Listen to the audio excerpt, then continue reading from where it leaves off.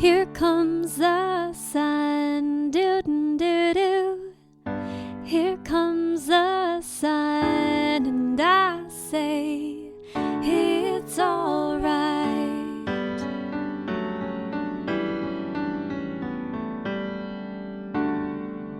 Well, hello, Fortitude audience. This is Heather Kittleson, your host, and I have Amos Kittleson, my amazing husband, sitting next to me. Hello. And we also have Tim Schut in our room with us. Yes. Who I am just so thrilled to have you because I know you pretty well from the community here in Sioux Falls.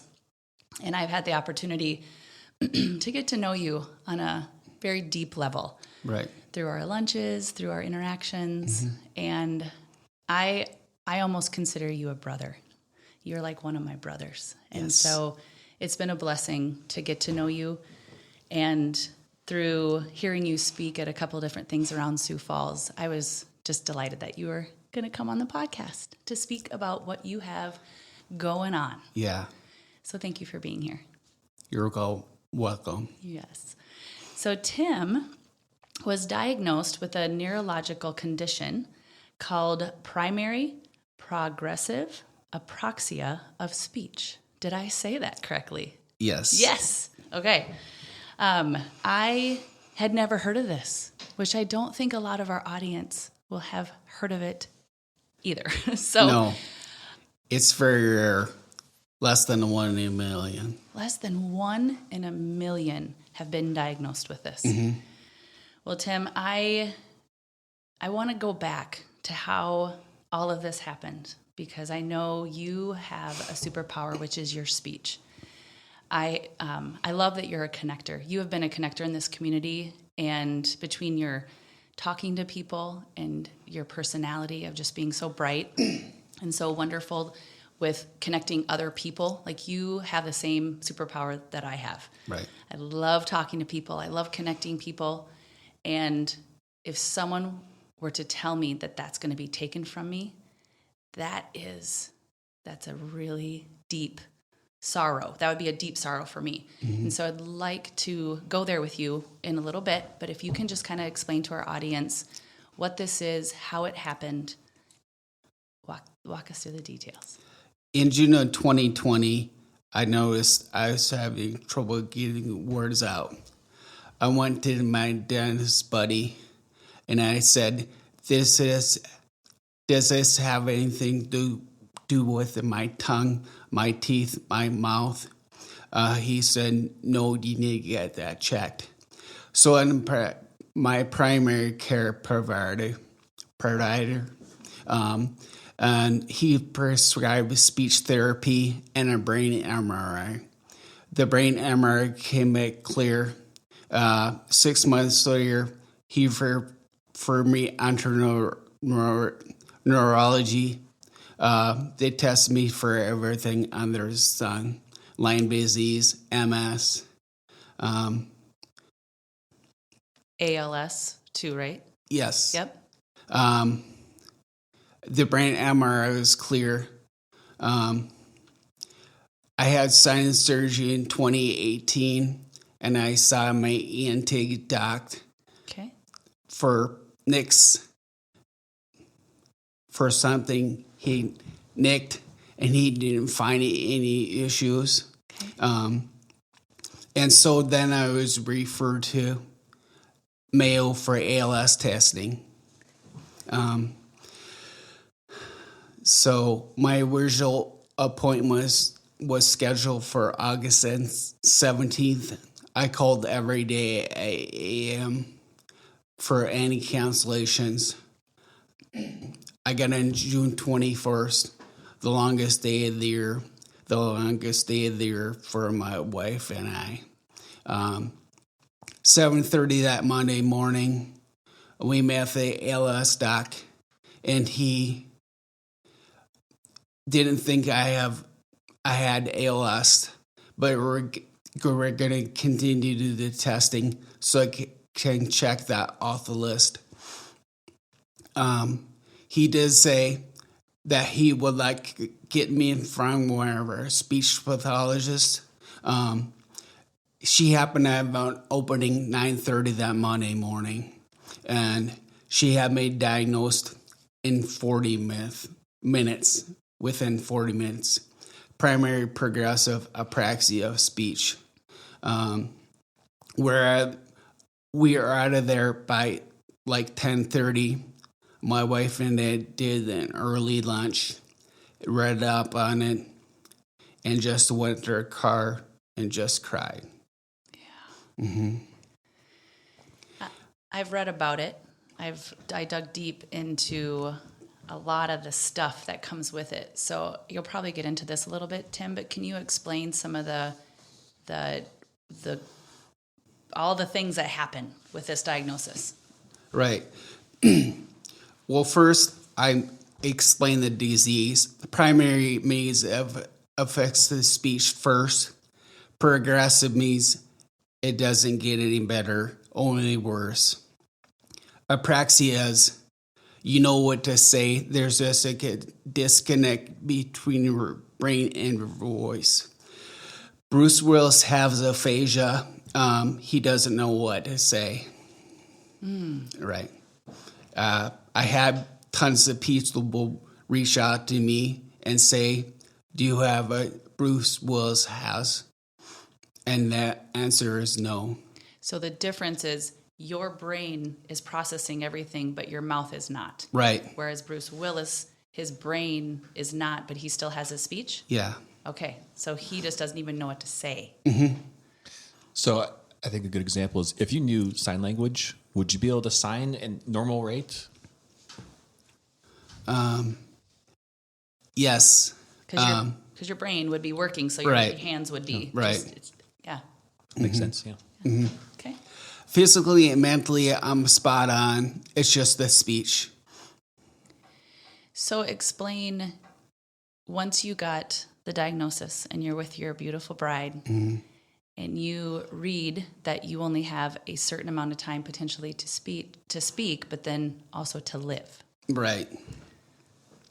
So I did the voice banking, and that's where you upload your voice to the cloud, and then you download it to the tablet, and so I can speak in my own voice.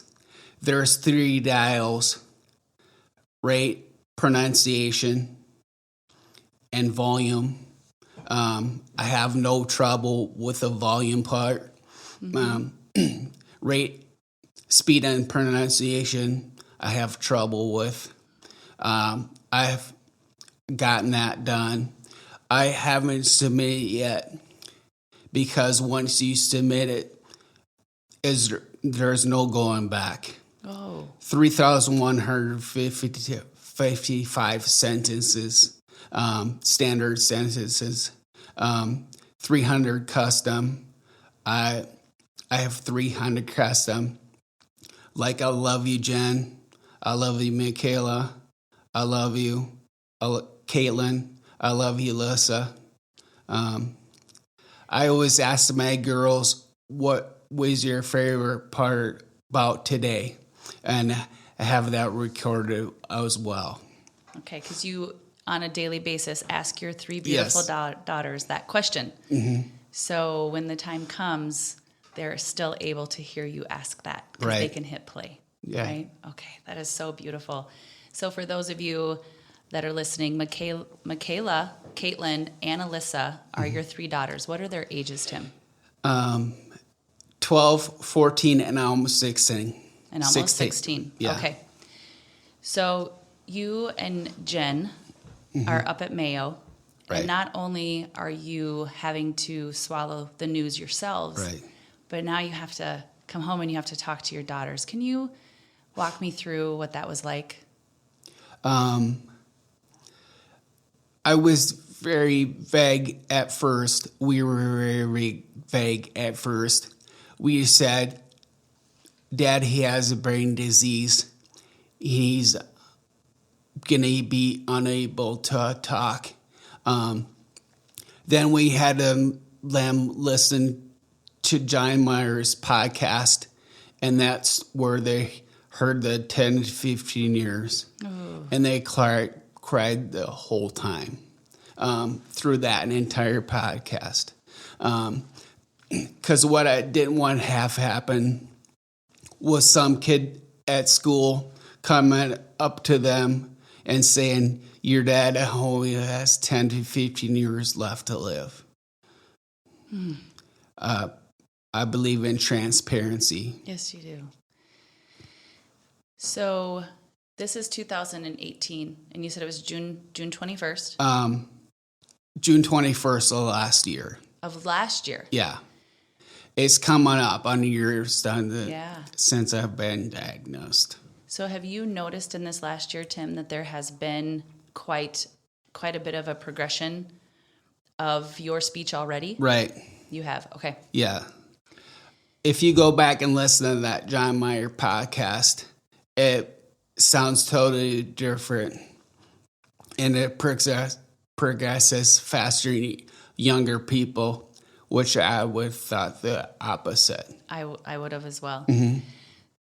So I'll put in the show notes, and I'll also link it to the John Mayer podcast so people can listen into that, because not only is he's awesome, but it is a really good episode. So the thing that also floored me was the age, that you were just speaking of. You're one of the youngest. Yeah. Can you go through a little bit of the statistics? 2/3 of the people are diagnosed after age 65. I'm the third youngest one in the study. There are 28 people in the study, and Mayo wouldn't tell me the ages of the younger two for HIPAA. Yep. Since 2010, they've discovered this condition in Mayo in 2010, so it's relatively new diagnosis. Since 2010, they've only had 100 people in this study. I'm in this study. I just signed up for them to donate my brain for research. Wow. So 100 people. Are we talking nation or are we talking global? 100 people in the study. In the study. Yes. That have Mayo. At Mayo. For since 2010. 2010.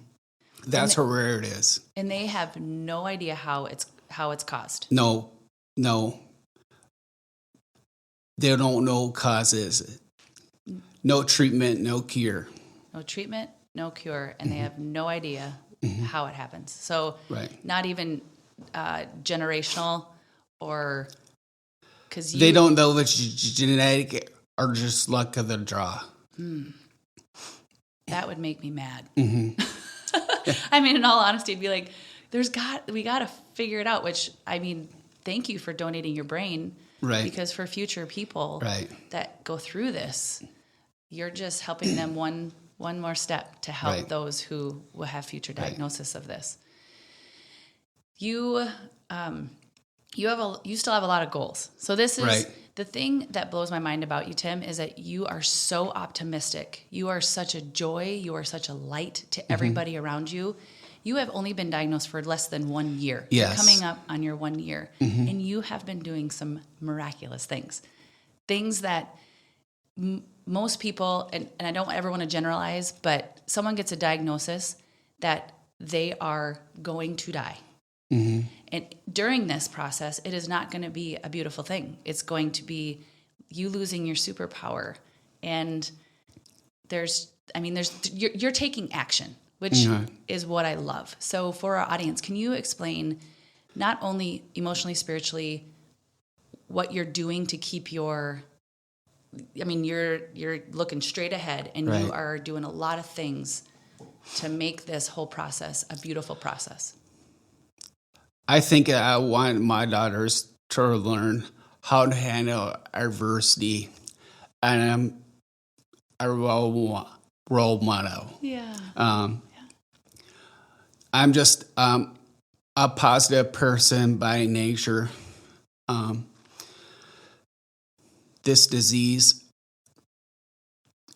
I'm surprised how positive I've been through this diagnosis. I recorded recordable books for grandkids that I'll probably never meet.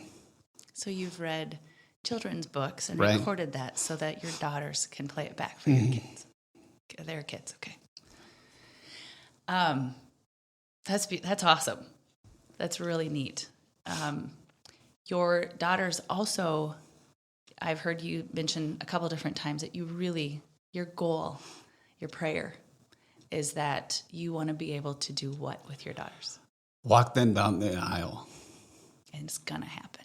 Yes. It's going to happen, Tim. You have been very positive, but you have gone through moments, I'm guaranteeing it, that you have been sitting with your wife or sitting with Tim and thinking through all of this and potentially had a few breakdowns. What's gotten you through those? Just that I'm alive. Heart attack victims and car accident victims don't have that chance. I'm thankful for the lead time God has given me. I'm just glad it wasn't ALS. Yeah. Because that's a death sentence. Yeah. Yep. So your daughters, as young as they are, and they say that there's 10 years was what they...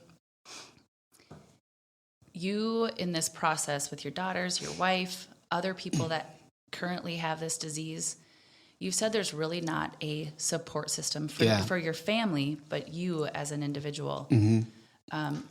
Talk a little bit about your Facebook and your speechless, like your website, what you're doing. The first thing we asked MAO was there a support group for this disease? They said no, there was not. So I set up a Facebook page. Had to get approved by Mayo, and it did. And they sent it all to all their study participants. And there's currently 9 in the group. The next youngest one is 61. Wow. Tim, how old are you? 45. 45. Okay. So you have 9 people currently in there. And I remember you saying that one of your goals is to bring the people that have been diagnosed with this disease together, to have a support system. And so a lot of the reasons that you're speaking out and you're speaking about this so boldly. Right.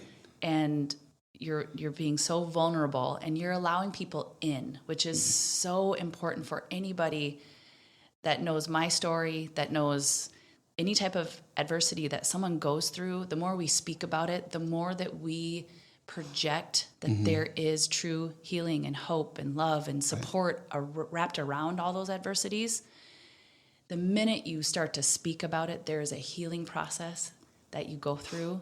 Right. And so for the fact that you're speaking out, you're doing it super boldly because you started a website. Right. Speechless Live. Yeah, speechless.live, which I'll also put in the show notes. Right. You are going on podcasts. You were on Michelangelo Caruso, who our audience may or may not know. So you can explain how that happened.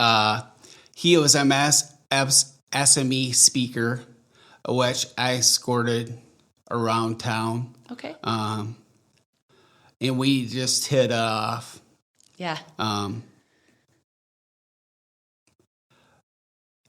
And it's during COVID, and we bumped him a year. To speak at one of our local organizations that we have here in Sioux Falls. He was a speaker that we brought in. Yes. Which he's a really good speaker. Right. So I'll tie that in. So I had his cell phone number, and I just texted him my disease. And he's more than willing to do a podcast. Yeah. Right. which he had you on. Right. I watched the actual YouTube. Right. It was really neat to watch your guys' dynamic. So going back a little bit to your family, you guys have recently relocated to Chester. Right. So tell me a little bit about your love story, because I love that you and your bride are high school sweethearts. It's so beautiful. Yeah. We're at Mayo in June when we first received the diagnosis. Jen's like, I think we should move home. And I said, I agree. We had a house there, a weekender. Okay. The girls love Chester, the Chester School District. We're adding on right now. Okay. The process is going smoothly. Okay. So for those who are listening to this potentially nationally and globally, Right. Chester, South Dakota. Yes. What is the population? 257. It's a very small town. Yeah. I mean, we live in a very small town as well of 700.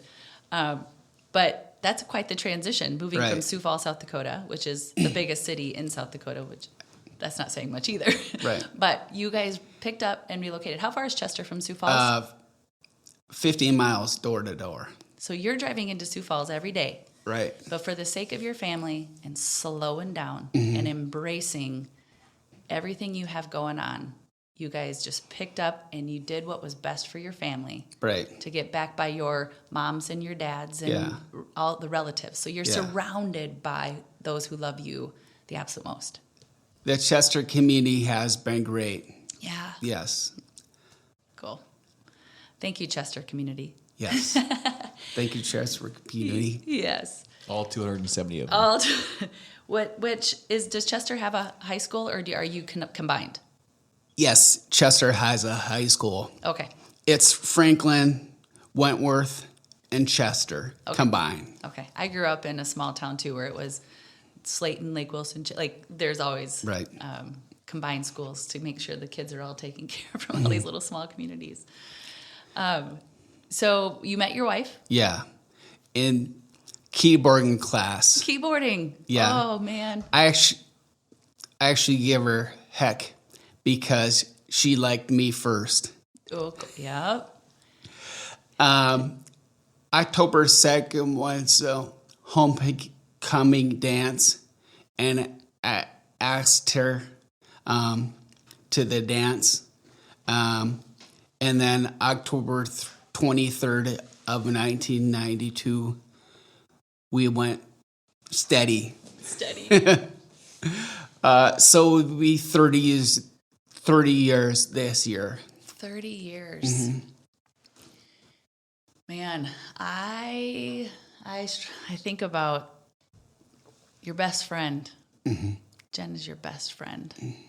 Yeah. So what are the kind of conversations that you two are having right now, Tim? Why? We're going to the Florida next week. I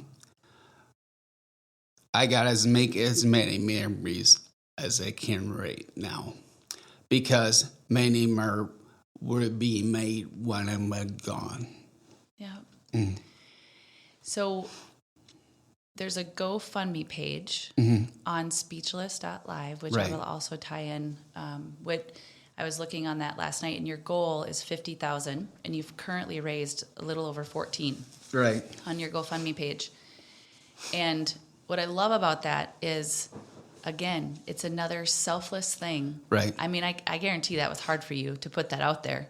Because Corey Davis did. Corey Davis did Yeah. it, yes, which Corey Davis is a local realtor here in Sioux Falls, who is a dear friend of mine as well. And he's just he's a good guy. Isn't he from your hometown area?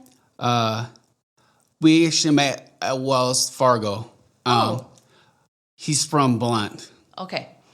I knew he was from a small town. I couldn't remember if it was by you or not. But so your GoFundMe page, a lot of that is so you can make memories. Right. The funds are so that you and your family can go on these vacations and you Right. can spend some just really good quality time together to make these memories.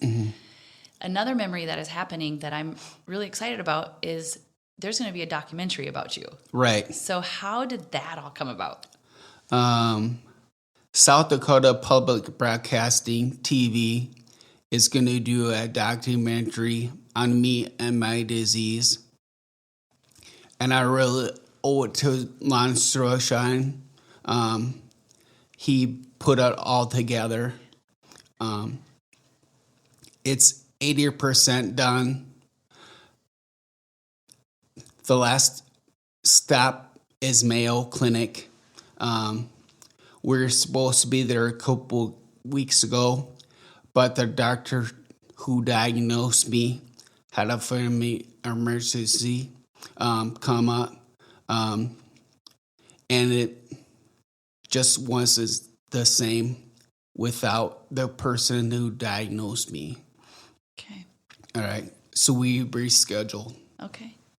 So you have had a TV crew go into your hometown. Mm-hmm. Who were some of the people that they interviewed? First of all, the first day was at Northern State University. Oh, yeah, your college. Okay. Right. Yep. Which is my alma mater. Second day was my high school teachers, my English teacher, my ag teacher, my band director, and then interviewed my mom and dad at St. Jacob's Church, where I grew up. Okay. It's a small country church on top of a hill. And then my childhood friend, Jeff Lamberty, a.k.a. Lambo. So then,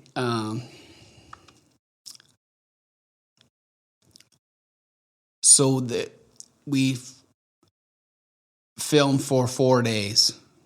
Ooh, was that pretty exhausting? Yes, emotionally and physically exhausting.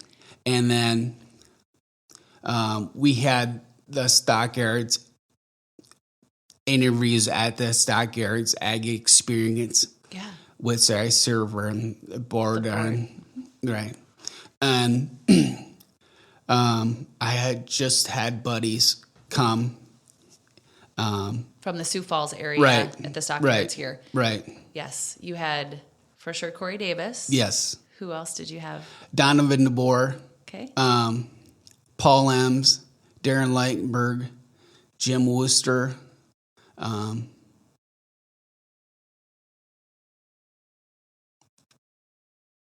Was there probably like 6, 7 different people? Right. You know, that's what's the people that love you. There are so many people. And once this diagnosis came out, Tim, it hit people hard, very hard in our community, because you are so lovely in so many ways. Right. I mean, I was looking back at some of the stuff, and you've worked at Dakota Bank. You served as a financial advisor at Waddell and Reed. You were doing private banking at First Premier Bank, and you were there right when this diagnosis happened. Yeah. And you realized that job was a little bit too much for what you were stepping into. You needed to take a step out of the busy. Therefore, you are now a commercial broker, real estate broker, and that's a little less stressful, and it's more independent. You get to kind of make your own schedule, which is a beautiful thing. Is that going well? Like, are you enjoying that? Yes, I'm enjoying it. Wonderful. Even with the real estate market? Yes. Good. Good. I totally jumped over with your careers and stuff, but I want to go back to Chester and your parents.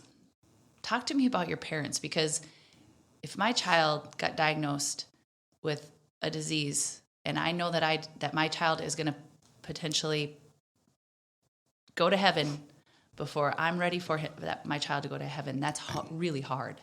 So explain to me the conversations you've had with your mom and your dad.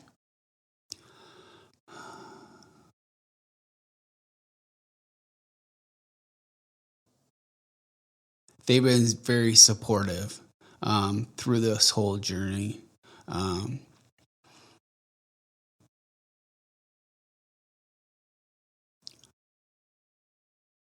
love him to death. Yeah. Yeah. I can only imagine how amazing your mom and dad are. Right. Because, again, just who you are Mm-hmm. says a lot. Mm-hmm. So kudos to your mom and dad for raising one of the neatest people I've ever met. Thank you. Yeah, for real. So you're going to Florida. Are you going just the two of you? Just you and your bride? Is this a Family trip. it's a family one? Ooh, Okay. we're in Florida. Cape Coral. Nice. I lived in Florida for Right. about 9 years. Yeah. All right, on the So we beach. did Turks and Caicos in March Yes, you did. You as had- a family. Yes. Oh, that's wonderful. Right. That's Well, wonderful. I mean, if there's an extra plane ticket, you can just give me a call. I'll come with your next one. It brings up a question I had, Tim. When I lived in Florida, I bought just before I met Heather, I bought a house, single family home, and it had a front and a backyard and a pool. And I spent my weekends mowing the lawn, and for some reason, I thought it had to be perfect. I'd edged the edges, I Right. trimmed the bougainvilleas. It was the nicest house in the block. And I look back, and for me, I have regret because, well, sometimes doing yard work is therapeutic and good. I look back and I feel like I wasted a lot of time. Right. I had my priorities wrong. What does the week for you look like?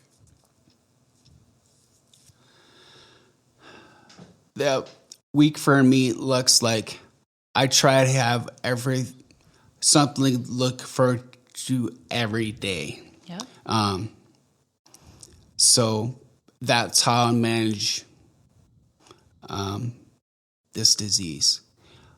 I try to have something to look forward to every day.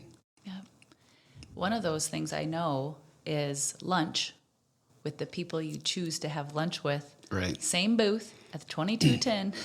I've been there a couple times with you, so Right. I know. And you take selfies Yes. with every person. Since November 10th, I've taken a selfie with one other person. Yes. Almost every day, or almost every... Right? Every day. Every day you take Yeah. a selfie with someone.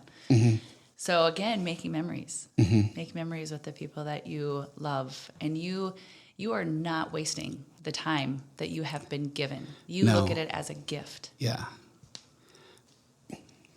I do want to point out that I'm writing a family book, and it's 90% done. I just need to submit the pictures. Up next is a book called Speechless. That's how to obtain and maintain relationships. Ooh, Yeah. that'd be good. So within a year, I keep going back to, man, you're coming up on a year, and you've started a website, you've started a Facebook site, you're writing a book, you're banking your voice, you're doing you're prepping. You're a prepper. Yeah. Which some people would sit and be paralyzed by this. They truly would. And so the fact that you are getting up every day with something to look forward to, Right. and you're taking steps to not only you're preparing your own heart and your own soul and your mind, Right. but you're also, for your daughters and for your wife, you're showing them like what you said. I want to show them. I want to model what adversity, when you're going through adversity, what it can look like. And you're not only doing that for them, but you're doing that for the world. Right. So thank you for that. You're welcome. Yeah, it's gosh, Tim, I have so much going on in my brain that I do too. yeah. So talk to me about the whole superpower thing, because I like to go back to that. I've thought for years my superpower was my speech. And as I said in the TED Talk, that superpower is going to go away in the coming years. I've just been a great connector, and I'll never take my ability to speak for granted again. Most people speak without any issues. Yeah. No appreciation for the ability to speak. Most people don't have any appreciation for the ability to speak. Yeah. I love that you bring that up. We had Trenton Bass on a previous episode, and he was a young 18-year-old who was paralyzed and is now a quadriplegic at the age of 18. And we talked about that. We talked about how just the use of your fingers, how there's so many things that we wake up and we're in a weird place in our world right now with a lot of mental health issues, with a lot of stuff. We're very much, Amos and I, we do not, excuses are a no-go for us. Like excuses of why things just are, or, oh, poor me, all those things, right? Like we're like, we can take control and we can be extremely intentional in our lives and grateful. Right. Grateful is the one thing that I wished everybody would just grab a hold of, is gratefulness of all the things they have, from their speech to the use of their fingers, to the loved ones that surround them. And that is one thing that you also have, is just pure, you're so grateful for all the things that you have in your life by not letting a day go by without soaking all that up. Yeah. So the last 12 months, kind of explain to me just a little bit what you have learned about yourself. Not only, Tim, the connector power, superpower being your speech, but just internally, because you've had to process a lot. So explain to me, Tim, who are you? Like, what have you decided about yourself over the last 12 months? Right. I decided I don't want to feel sorry for myself. I just stay positive.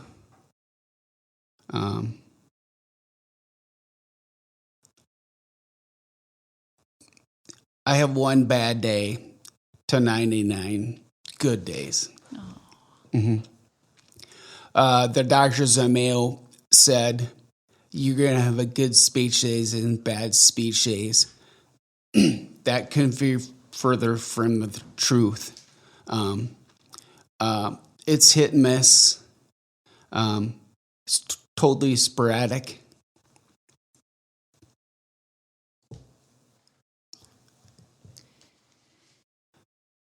You have a TED Talk. Yeah. So within the 12 months, and who Tim is and what Tim is doing, and I am looking forward to the next 12 months and the next 12 months, because there is no stopping you. Like, I can't wait to watch the things that you're going to continue to do. I mean, you stood up on a stage. Well, how many people were at that? 700. 700 people at TEDx Talk here in Sioux Falls. And you got up on that stage and you told your story and you showed pictures of your family. Would you have ever imagined that you'd do a TED Talks in your life? No. Yeah. I love that. So it's almost like God has you and like you and God have taken this and you are saying, let's go. Let's go. I am going to do everything I can to flip this disease upside down. And so what does the next 12 months look like? Like, going forward, I know you said making memories and all the things, but from a standpoint of this disease and just tackling it head on, what are some things that you have coming up? I do speech therapy once every 2 weeks.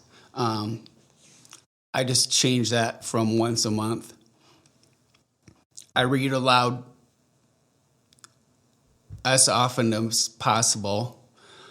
Do you do that so that because you have to exercise your voice? Right. Because if you just stop talking, it probably could go away quicker. Yes. So you have to be very intentional. Mm-hmm. Okay. So you're reading books aloud. Right. Therapy. The doctors at Mayo said to eat right, exercise, stay social, and talk a lot. Oh.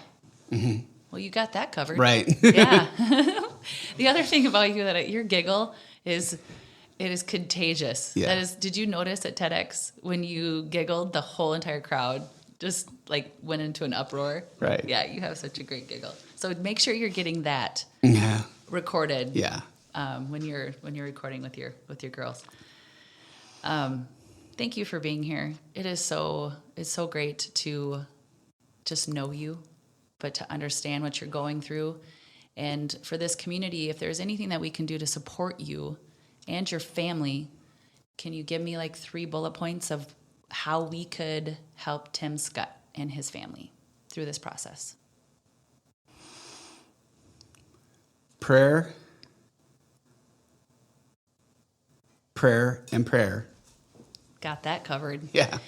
Well, with that, your faith. Tell me, and then we'll wrap this up, but just tell me from a standpoint of your faith in Jesus Christ, how that is playing a part in all Right. this.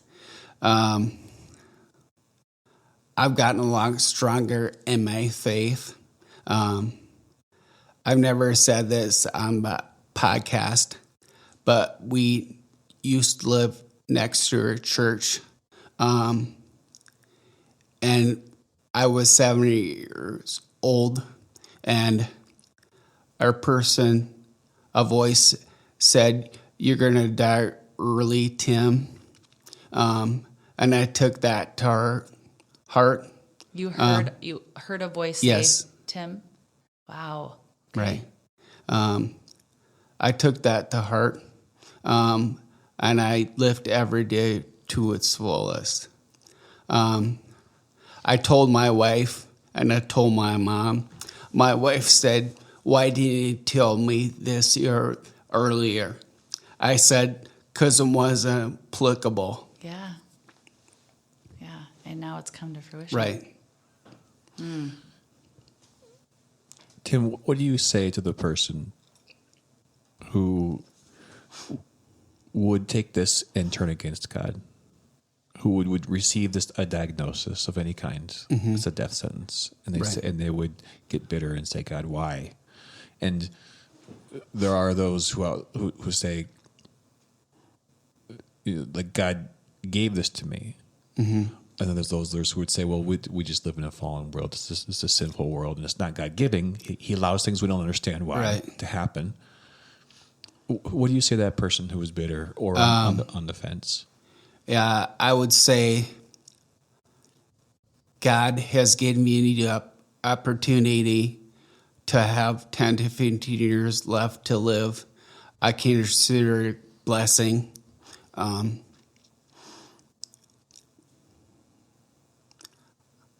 I consider it a blessing. Yeah. There is a lot of conversations around that. So thank you for asking that, Amos, because it is, a lot of people would turn away. And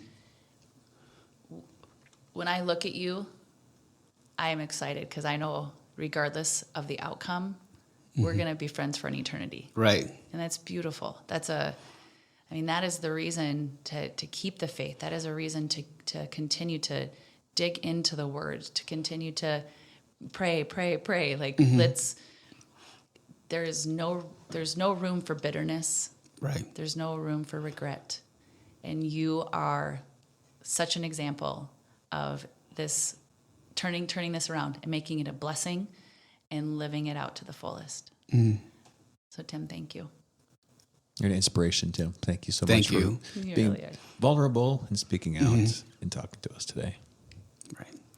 I will connect all of this stuff that we've spoke about, other podcasts, your website, the GoFundMe page. And so for our audience out there, look Tim up. He's a great person to connect with.